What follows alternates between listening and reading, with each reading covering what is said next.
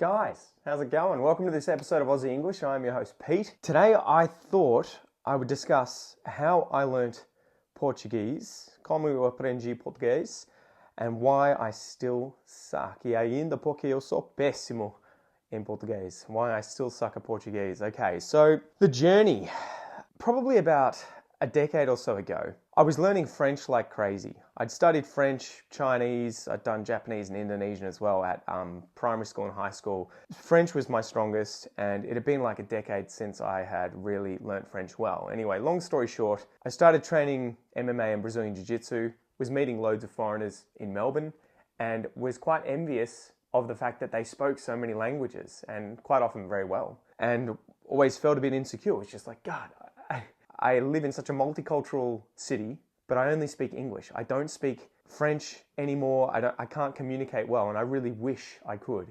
So I spent all this time learning French, probably about 2 or 3 years, going at it full on. Got to a really good level, and obviously doing jiu-jitsu, Brazilian jiu-jitsu, I was meeting lots of Brazilians, so I started learning Portuguese as well, and that's where this story comes, because Portuguese is now way better than my French, partly because I don't really use French anymore, so it's kind of taken a nosedive. But yes, so today's story is about Portuguese, what I did, what I would do if I went back, what advice I would have for myself, and hopefully you guys can take from this, take what's useful, discard what isn't, and make the rest uniquely your own. Is that the Bruce Lee quote? Anyway, okay, so when I first started learning Portuguese, I started with Duolingo at the time. Brother, what's that? This was probably 2015. Maybe about that. So at the time, Duolingo was pretty good in terms of its use. It was a good kind of introductory avenue to the language, to the basics of the language, to learn the 2,000 most common words. The main problem with it now is that it's so commercialized that it has algorithm built into it, and the whole purpose of Duolingo is to make money now. At the time, it was free, and you could do a lot of stuff. I think they made their money at the time from translating. People would upload documents, and students on there could translate them between 2 different languages. And I think that was the business model at the time. Now they're selling, a subscription to Duolingo Plus or whatever it is, and so their motivations have shifted from just being the best language learning platform for beginners to now needing people to stay on there for as much as possible to either buy a subscription or watch as many ads as possible. And so when I went back to try and use Duolingo a while back, checking out Chinese or something, it was so slow. Like, it took so long to learn anything, and it seemed like you were just going over the same 5 words from a single lesson. And so I feel like it has totally changed and is now all about keeping you on there for as long as possible, watching ads or buying a subscription, and not necessarily about introducing you to the basics of a language as quickly and as effectively as possible. So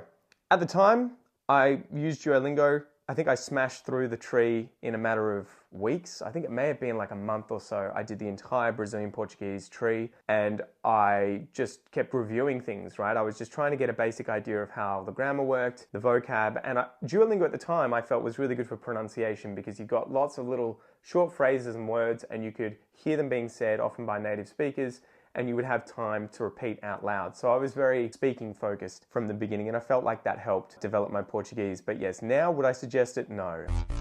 I would suggest finding other materials. Duolingo is probably a massive waste of your time if your goal is to rapidly expose yourself to the basics of a language, both vocabulary and grammar, I guess, as well as pronunciation. So there's that. Number 2. So what did I do after that? After I had smashed out Duolingo and gotten a basic idea for it, I've sort of jumbled these up, but I'll go through them. I started looking at basic Portuguese grammar books. I can't remember the exact brand. I'll chuck it up on screen. One of those things that I noticed quickly using this grammar book was that there were quite stark differences between the languages and the grammar that was used. The weird thing that I encountered is that, at least from my experience, it seems like Portuguese, they follow the rules a lot more stringently and use a lot of the more formal pronouns and conjugations, whereas Brazilian Portuguese seems to just constantly be deleting these rules or not actually applying these grammatical rules. the rules, don't worry about it. So getting my head around that was really confusing because there seemed to be like no materials for learning Portuguese grammar online compared to when I was learning, say, French, or when I'd looked at Spanish and Italian. Those three seemed to have so many resources, whereas Portuguese, it was just a vacuum of useful material to try and master the grammar. You would have to get online and search specific grammar points and try and emphasize the fact that it was Brazilian Portuguese and not Portuguese. And like one of these examples, I remember with my wife, we got together before I was very fluent in Portuguese, and she's from Brazil. And I remember using the word rapariga, which means girl in Portuguese, in front of her. I can't remember if I was using it to refer to her or not. And she just looked at me horrified. And I was just like, what? I was just trying to say, like, you know, whatever, girl. And she said, in Brazilian Portuguese, rapariga means whore. Whoops. You know, slut. You can't use it the same way. And I just remember being like, why? So there were all these stark differences between the two languages, which made it kind of a nightmare at the time to try and learn from traditional grammar resources. So what would I do now? I would probably rely heavily on ChatGPT, whilst also looking at resources online that focus solely on Brazilian Portuguese. There must be so many better ones out there now. Now, paired with this, the grammar books, pretty quickly I found some podcasts that were really helpful. And the first one I used was Brazilian Podcast, and this was useful for me coming out of Duolingo and learning the basics of the language because it was bilingual. So it would have Portuguese first, and then they would translate literally every single line into English. This podcast aims at teaching Brazilian Portuguese. Este podcast tem o objetivo de ensinar o português do Brasil. As I said, this was really helpful, and the good thing was these episodes were structured around themes. So they would have like a dialogue at the start that they would then translate. They would go through the vocab in the dialogue, which might be related to, say, the airport, and they might talk a bit about pronunciation and grammar as well. And so I think I went through maybe 300 or 400 of these episodes in a handful of months, and it was just so good for, again, taking that next step and getting used to Brazilian Portuguese pronunciation, grammar and vocabulary, and, you know, learning the difference between how plurals are formed depending on the word endings and all those sorts of things. You know, they have different pronunciations for like avion, aviões, changes from singular to plural. So this was a brilliant podcast. The thing I found difficult was that pretty quickly, after a handful of months, although I still felt like I had a lot of grammar and everything to learn, I felt like it was holding me back because there was just so much English in this podcast. You've been holding me back this whole time. It had gotten to the point where that podcast would have been so much more useful if it had that initial stage of, say, being in a bilingual setting and then quickly transitioned into just being Brazilian Portuguese, because then you would just be doubling your efforts. You would have 100% immersion in the language every time you listen to an episode instead of 50% in English, 50% in Portuguese, which kept sort of jarring you whilst listening. So that led me to try and find another podcast at the time. And again, I haven't looked recently. There's probably so many more, so apologies for that. If you've got some suggestions, let me know below. But I found one called Café do Brasil. I think it was Café do Brasil, right? Brazilian cafe or cafe from Brazil. Now this was brilliant because it was like a radio show that they turned into a podcast episode. And they had two hosts on there that would chat. It was 100% in Portuguese. Bom dia, boa tarde, boa noite. Você está no Café Brasil e eu sou o Luciano Pires. Posso entrar? They would give you a transcript, and they even had access to Brazilian music. So they would have this really cool structure of having someone ask them a question, like a call-up show on a radio. You know, people from Russia or people from America or people from Vietnam, you know, people from all over the world learning Portuguese were asking them questions. But also there would be Brazilians ringing them up and asking them stuff about Brazil, like, why do we do this? Why is this a thing? Why do we say this? And then they would go into usually, I think, a song, and they would play a section of it and talk about the vocab from that song, which was just really cool. So this was brilliant. It was hard going at first in terms of adjusting from Brazilian podcasts and a bilingual podcast to one that is effectively two native speakers talking. This is not fun for me. I don't even know if they spoke English. They may have just been Brazilian speakers. And so they weren't dumbing things down. They weren't speaking slowly. They were just chatting away. And it was hard going at first. But the transcripts were the lifesaver for me. And I got so much out of studying one episode at a time, printing out the transcript, taking notes, and just repeating again and again and again, really trying to squeeze as much juice out of that lemon. Squeeze the lemon. That was every single episode. And I feel we can probably talk about this a bit later, but I feel a lot of people skip that stage or move on from that stage too quickly. That stage of intentional study, using a resource and just being as repetitive as possible to the point that you squeeze as much lemon out of that, as much juice out of that lemon, as much lemon out of that juice as you can. I have to squeeze the lemon. You heard me. So that you're just doing insane reps. You're getting exposed to loads and loads of content, and you're probably acquiring all of these things you're not even conscious of acquiring, whilst also studying things that you're finding difficult. Aspects of grammar, new vocab, expressions, all that sort of stuff. So that was what I did with podcasts. What would I do differently today, or would I do the same thing? I think I would probably do a similar sort of thing. I think I would probably have spent less time with Brazilian Pod Class as a podcast, and tried to move on to 100% Portuguese as soon as possible, and really dive into those materials to try and just get used to hearing the language 100% of the time, and just immersing yourself and using that process of repetition, lots of immersion, lots of content, lots of exposure, leading to acquisition of grammar, vocab, expressions. Just trusting that process. Trust the process. Because I didn't so much focus on just mass immersion at the time and trying to just sort of passively expose myself to content, trusting that I would eventually pick things up and be able to use them. I was much more focused on, I need to learn every single new piece of vocab, aspect of grammar before I can move on. And I don't know how helpful it was being hyper-focused on it to that degree. I think there's probably a happy medium. You need to obviously do the work, do the repetitions, and really focus on getting as much as possible out of a specific item, thing that you're studying, right? TV show, podcast episode, page of a book, whatever it is. But you can also fixate a little too much and think you're never going to be ready to move on, if that makes sense. You gotta relax a little bit and just take it easy. So this leads me to talk about Anki or Anki. Now I was using this is an SRS spaced repetition system, right? Effectively a program you use on your computer or your phone. You create flashcards for yourself using the vocab that you would be trying to learn, and you would review those cards on a daily basis, typically. That's a lie and you know it. And it would really help with learning vocab quickly. Now, diving back in after years of not using Anki and sort of learning about what a lot of the polyglots are saying online, and also what a lot of the academics are talking about with it.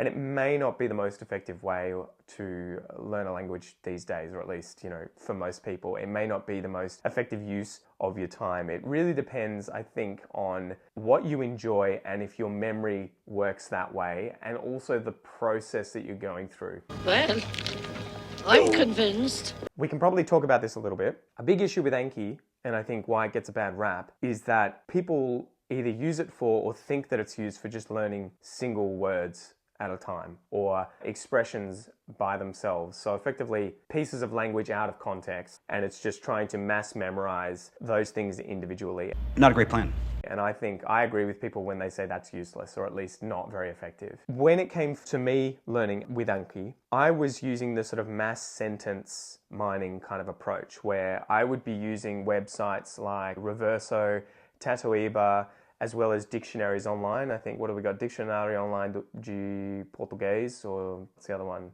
Priberum. But I would be looking for sentences using the words, the pieces of grammar, the expressions, the slang terms that I was trying to learn. And I would be mining those. I would be taking those off the internet and then using those sentences in Anki. And on the front of each card, I would have the piece of grammar, vocab, whatever it is, removed from that sentence. And on the back side, I would have the entire sentence with that piece of vocab or grammar or whatever it was, so that I could test myself. Beyond this, I would also try and have conversations with myself as I was reviewing the cards. I would be saying the phrases out loud. I would be using them as a way of talking about topics. If I was learning the word for, say, dog, I would have a phrase that would be like, yesterday I went to the park and I saw 5 dogs. And then I would use that when I was studying that card to try and get myself to say a phrase spontaneously using parts that were in that sentence. It could be transcribing that sentence and using the same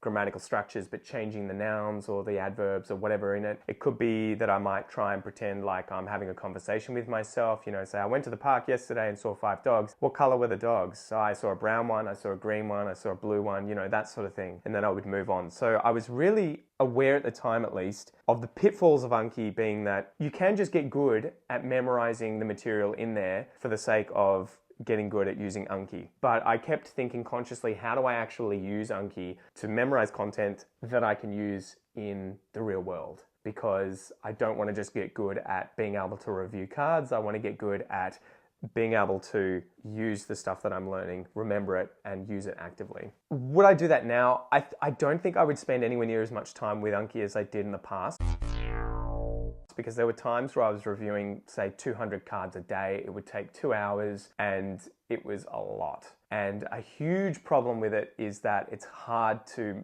maintain your discipline and motivation. If you fall off the wagon, if you miss a day, all of a sudden, instead of having 200 cards, you've got 400 cards, and pretty quickly it gets to the point of being like, fuck this, dude, I'm out. I've missed a week and I have 1,000 cards to review. It's going to take all day. I'm just tapping out. So there's that kind of pitfall with it. The other thing is that you would probably get the same sorts of results if you just kept reading. If you kept watching TV shows with subtitles, without subtitles, repeating scenes, dialogues, and just getting loads and loads of immersion. So I'm still sort of on the fence. I think there's probably a place for Anki if you enjoy it. Fucking sadists.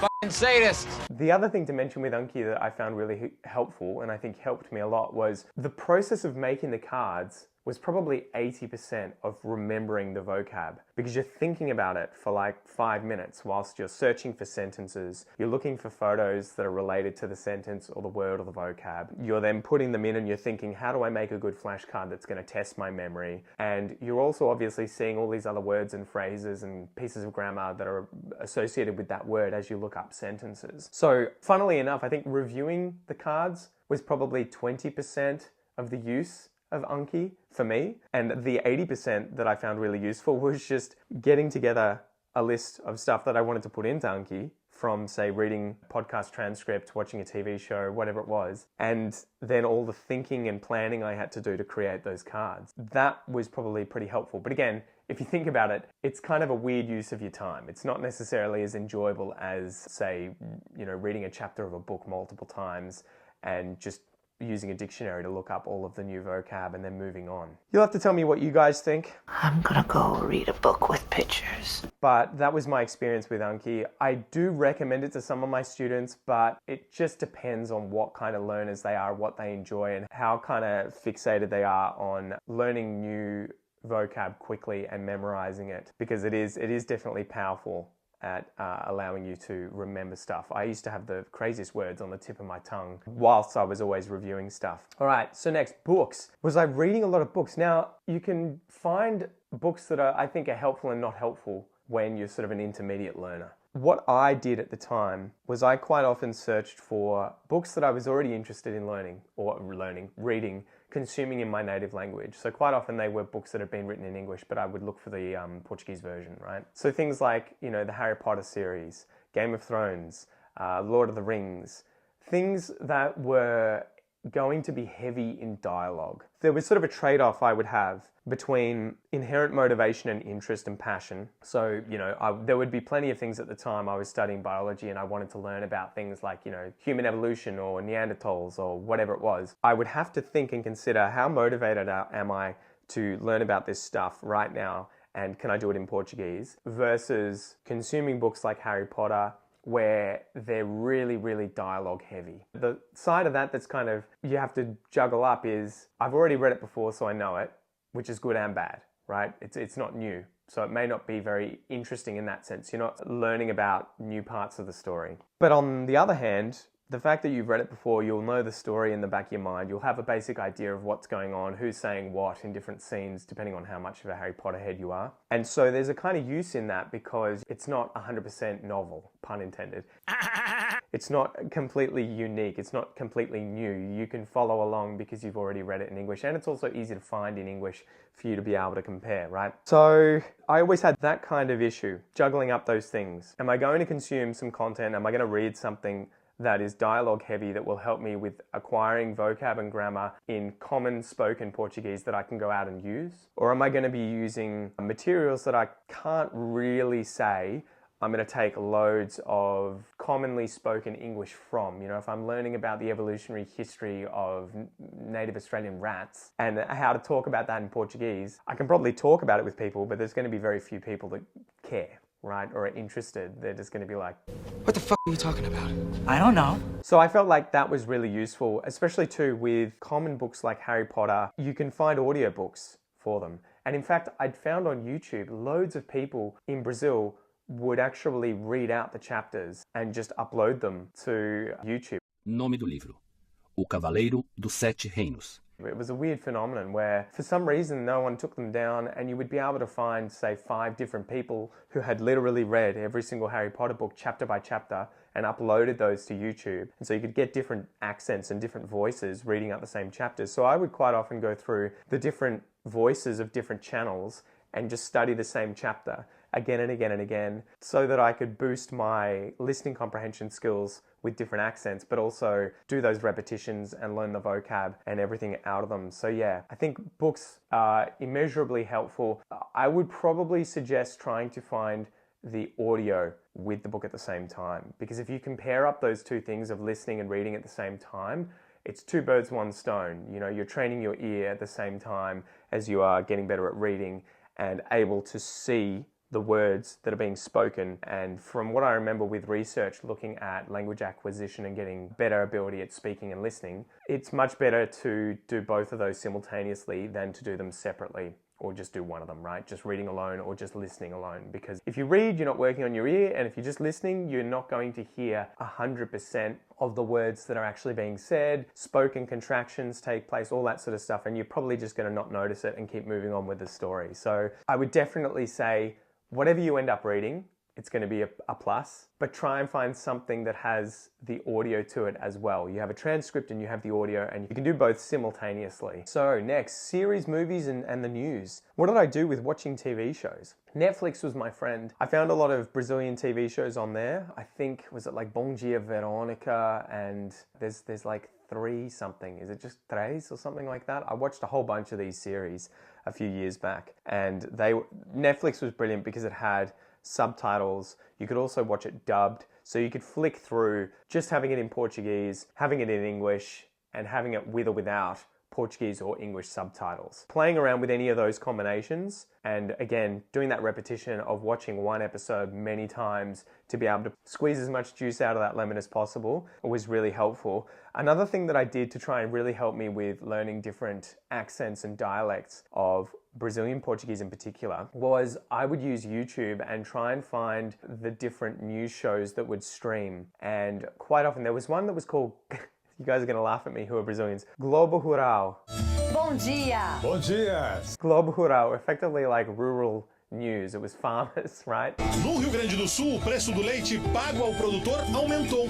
Aqui em Mato Grosso do Sul começou a colheita do milho. And the reason it was funny is because I remember all these Brazilians would always be like, why are you watching Globo Rural? Jesus, what is wrong with you? They're talking about like the price of fish and cassava and all this other stuff. And I'm like, you don't understand. They go through all the different regions in Brazil, right? There's like 25 different accents in Brazil. They've got a dozen or 2 states, and there's so much diversity there. And Globo Rural was great because they would just be going from state to state and talking about things like, you know, vets treating horses, the harvesting of a soy crop, and the prices of soy going up and down. So I was learning so much. There would be a lot of person-on-person interactions, a lot of informal language, loads of different accents, but then also they would be talking about things I was interested in, like animals and plants and farming and how to take care of bees and all that sort of stuff. So I found that really, really useful. You know, they used to call him weirdo in school. So if you haven't done this before, get on YouTube and try and see if you can find a news show that is in your target language from that country. And if you can find one that is like a variety show type thing where they're interviewing a lot of different people and you can get a lot of different voices, different accents and topics in a very short period of time, and you can just keep watching that same episode, it is just really, really useful. Really, really useful. Oh, that's the good stuff. So yeah, would I go back and do that? What would I do now? I think I would do much the same. I would probably try and spend more time for longer with specific things I was watching. So like if I was watching a series on Netflix, there is definitely that part of you that is like, God, I want to see what's going to happen next. And you may rush through the season a little too quickly, guilty, and not end up doing your reps. And so you have to be aware of that push and pull, that relationship between intent, active study with materials and relaxed, passive consumption of materials. The first is going to help you boost your language skills very quickly. The latter is not going to help you with that as quickly. It definitely is better than nothing. As I say to my students, what are you watching on Netflix? I watch a lot of stuff in Persian. I'm from Iran. I watch loads of Persian shows, and I'm like, I'm afraid that's not going to help. So if you can just switch that and start watching stuff in English, that's a bonus. But beyond that, if you can get to a point where even if it's just for a short period of time every single day, you have a specific episode or portion scene from a film that you study intently with subtitles, without subtitles, you do repetitions, you take notes, you try and think, what don't I use that's being said here? Is there new vocab? Is there new grammar? Are there expressions being used? What's happening with the pronunciation? Is there connected speech happening? You could use it as prompts for being able to speak out loud and try and copy the people who are talking and mimic their accent. If you can do that for a short period of time every single day, before you move on to just consuming content passively, I think that is probably the key. If you can do this short, bulky, kind of intense period of study, and when you are getting burnt out with that, that's when you move on to the whole, I'm just going to passively consume for the rest of the time.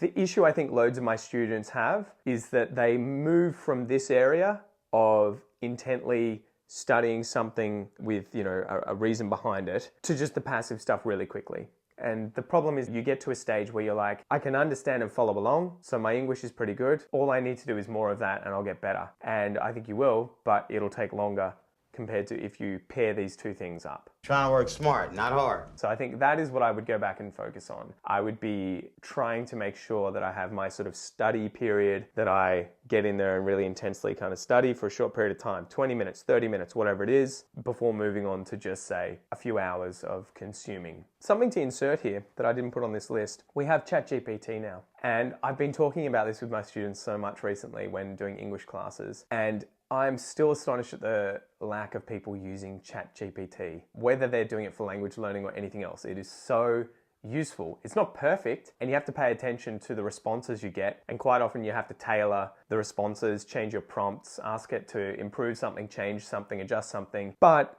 the use is just out of this world. It's horrifying. It is so fast at being able to help you with language learning, being able to give you answers. So I'll give you some stuff, but I might save this for a future video. What I would do now with ChatGPT is when I'm watching a series, if I'm having trouble with vocab, I would take the vocab, or I would take the subtitles with the vocab, I would copy paste it, I'd have it in a document, and then I would open up ChatGPT, free version or not, paste it in there and say, define each of these words or phrases or slang terms, and then give me 5 sentences using each one and explain the context. And you can make this as complicated or as easy as you want. It's up to you. Your imagination is effectively your limit. But you can get on to ChatGPT, paste in this stuff, and then say, give me a list of sentences using these words and phrases and explain how they're being used or whatever. And you can just read that. That can be your homework. You can ask ChatGPT to make you a quiz. You can ask it to give you written worksheets, written questions, fill in the blank questions using the vocab that you've just studied. You can ask it to write in a certain style. Can you write in the way that Mick Dundee speaks in Crocodile Dundee, and write me a short story about how he gets lost in the bush and a crocodile nearly bites his leg off. Make it 500 words long at the level of B1, B2. And within 20 seconds, it'll just spit that out. If it's too complicated, You say, can you make that at the level of A1? Write that story again, but at the level of A1, at the level of A2. If you need it to be more complicated, say, can you write it at the level of C1 or C2? It's just endless. So it's a great resource. Today, if I went back, I would be using the out of ChatGPT paired with all these other resources that I was studying. And again, you can talk to it, you can ask it questions, you can treat it as a conversation partner. It has like 60 different languages on there. You can talk to it in your native language and have it respond in English or your target language. You can get it to correct you spontaneously. So like if you're having a conversation with it in English and you make a mistake, you can say, can you correct any mistakes I make? So it's just brilliant. Check it out. I would be using that like crazy. Moving on now, conversations with my wife. So pretty quickly, I started trying to use the Portuguese with my wife, who was my girlfriend at the time, right? That was a motivating factor as well for me to keep learning Portuguese and wanting to get good. She had a really good level of English. She was obviously a Portuguese speaker from Brazil, and I wanted to be able to talk to her in Portuguese. It was almost like a respect thing of, you've put all this effort into learning English, I want to be able to speak your native language. As our relationship progressed, it became important because she had family and friends and all these people back home in Brazil that I had never met who didn't speak English. So I wanted to be able to communicate with them instead of having to use her as a translator. Can he drive this if he's drinking as well? You must be under 0.05. Oh, I'll just translate. Yes, you can drive drunk. So I used to have conversations with her all the time. I would ask her about things. I would ask her about slang, about swear words, about her life in Brazil. I would ask her to talk to me in Portuguese. Now, the thing that I would talk about here that can become an issue is you shouldn't treat your partner as your teacher. You shouldn't treat a teacher as a teacher. And what do I mean by this? No one is going to teach you anything. At the end of the day, no one can teach you a language. No one can force you to be able to speak that language without you yourself doing the work. Anyone you're interacting with can talk to you, they can answer your questions, but you still have to put in loads of work. You have to do the legwork. You have to do the majority of the hard work. Taking that pressure off my wife and never treating her like, I would show up to chat to her and it was her job to teach me to speak Portuguese. I never had that kind of relationship with my wife or with anyone else who was a Brazilian Portuguese speaker, even people I got lessons from. It was always, I was there to ask questions and to try and communicate with them and have conversations, but I took charge of my own learning. That's the main takeaway point here. Don't expect other people to teach you anything, really, when it comes down to it. People can expose you to content, they can chat to you, they can give you ideas, they can discuss things, but you have to take charge of teaching yourself. So that was a big thing that I was always conscious of with my wife. And I also didn't want to put that pressure on her because I know people who've had that kind of dynamic or relationship in the past. It quite often gets to a point where the spouse, the girlfriend, the boyfriend, whatever, is just like, screw this, I don't want to talk anymore in Portuguese, this is not fun, I don't enjoy this. I want to go home now, this isn't fun anymore. You're just making me feel like I need to be teaching you constantly. So making sure that dynamic is not there and that it's always fun, it's enjoyable. So I remember my wife and I, we used to have to drive to and from Canberra. We were living in Canberra at the time and my family lived down here in Melbourne and it's a 7-hour drive. And we would just chat away in the car for like 7 hours in Portuguese. And it was broken Portuguese on my part, but it was a lot of fun and it helped rapidly improve my fluency. It's doing that work of just speaking. And my wife quite often being like, what the hell? I don't know what he's saying right now. Do you understand? I don't know what he's saying. What are you talking about? Do you mean this? Do you mean that? And then just us having a laugh. So making that enjoyable and doing that when it comes to conversations with people, it just is absolutely brilliant. So would I change anything there? I probably would have tried to talk to her even more, to be honest, because the other thing is that you have that bad habit. When one of you speaks both languages very well, but the other one speaks only one of those languages really, really well, it's very easy to kind of keep switching back to that language that you both share that makes ease of communication a lot better. And we did that more than we probably should have, or at least more than I should have. Whoa, how'd that get in there? Yikes. Whoops. It's something to be aware of, and you have to constantly be fighting that urge to follow the path of least resistance. And that goes for a lot of things, right? That goes for study material as well. You can get to a point where things are too easy and you need to keep pushing yourself. You need to keep searching for that barrier of discomfort, right? Between language you don't understand and language that's too easy. You have to search for that sort of frontier and constantly be pushing it forward. Next one, moving in with Brazilians. I ended up moving in with a whole bunch of Brazilians in Canberra with my wife. In fact, it was 5 Brazilians and me in a house. The thing that really helped with that was that quite a few of the Brazilians in the house didn't speak really good English.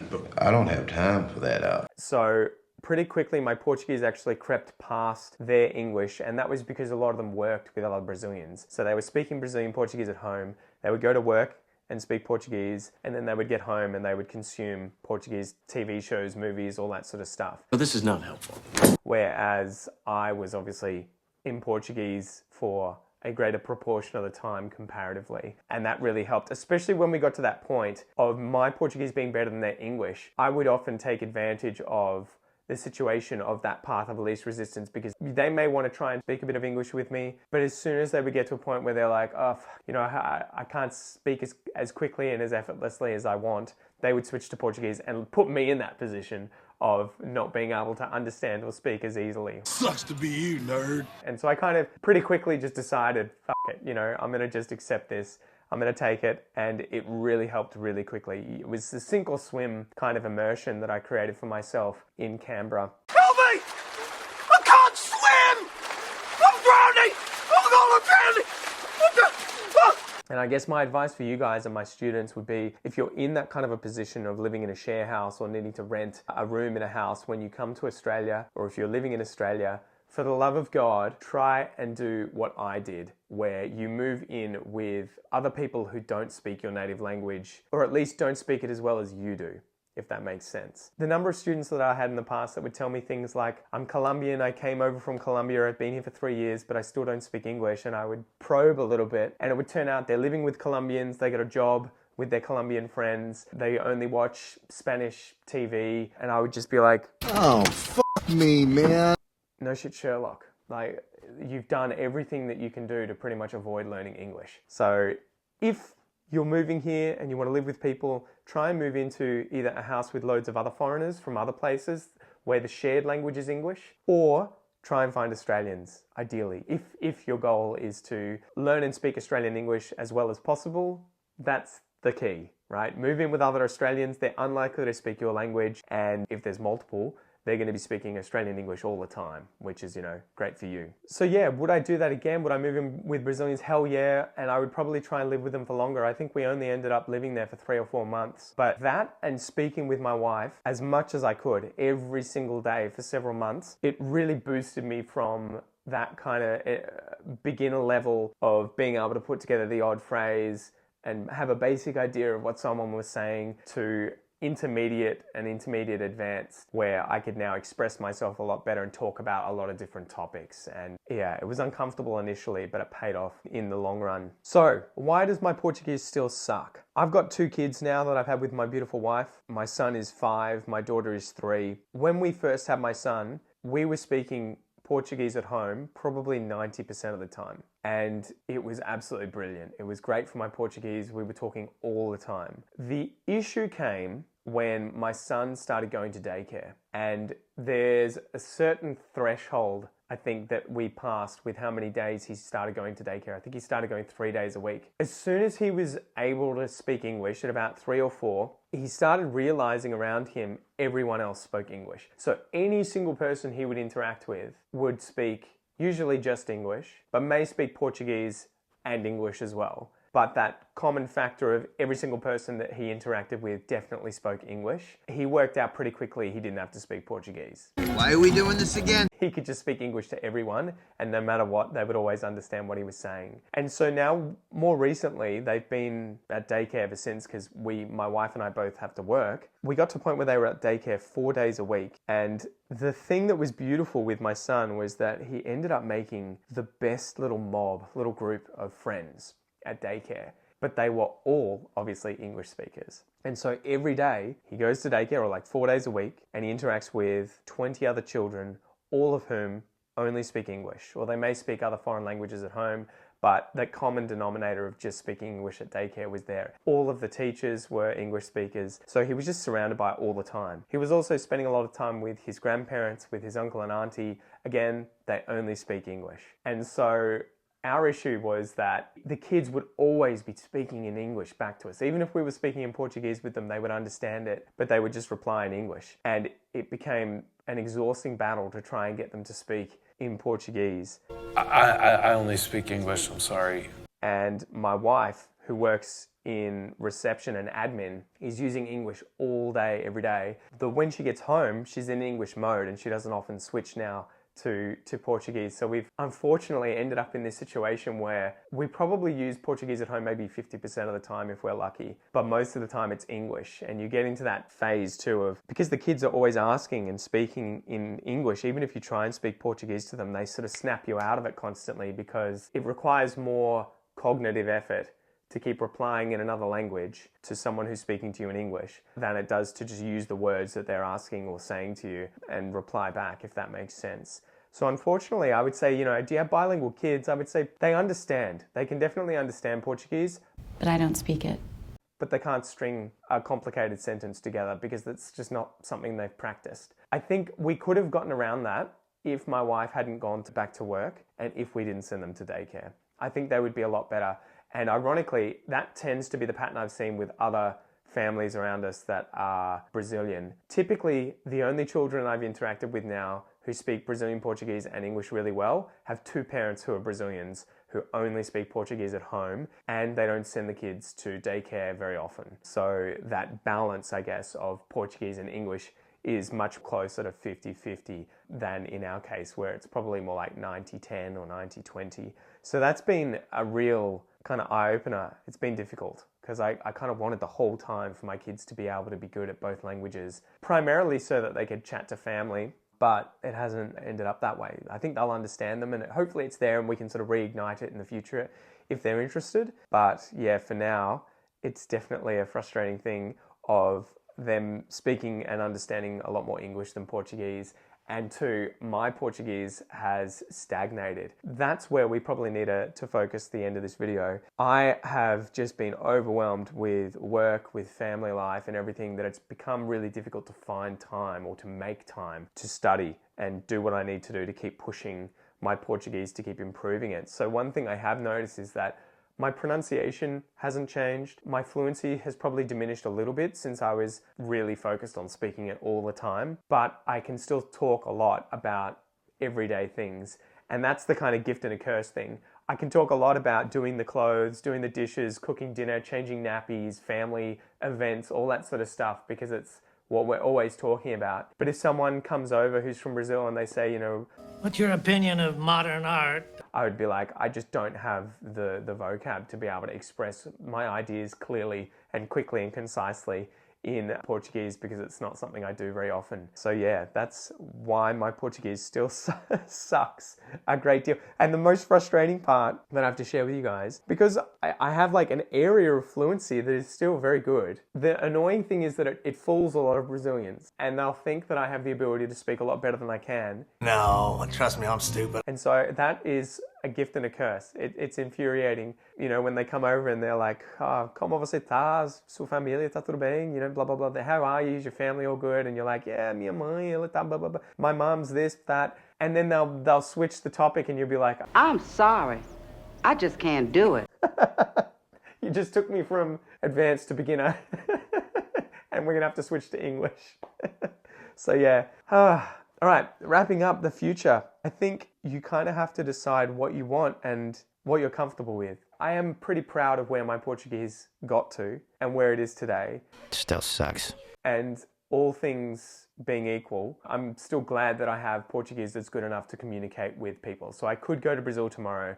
I could find my way around. I could chat with people. I could get to know people. I could probably make friends pretty well. Ooh, como estás? I probably couldn't get a job. I don't think I would be confident enough with my Portuguese to get a decent job, say 100% in Portuguese, but I'd get by. And so, there's that side of it. And I have to keep thinking, I have to trade off. How much do I want to spend? How much time, energy, and effort do I want to spend getting my Portuguese to, say, a C1, a C2 level, being able to talk about loads and loads and loads of topics, when at the moment my main focus is my family, my kids, my work. That's what matters the most at the moment. Yeah, I think Portuguese is always going to be there. I can reignite it in the future, and at the moment I just use it for day-to-day stuff and, the odd bit of TV shows, movies and that sort of stuff to passively learn, and I don't want to feel guilty about it, but I do at times wish it was a lot better than it was. Right? But the thing is, it's not free.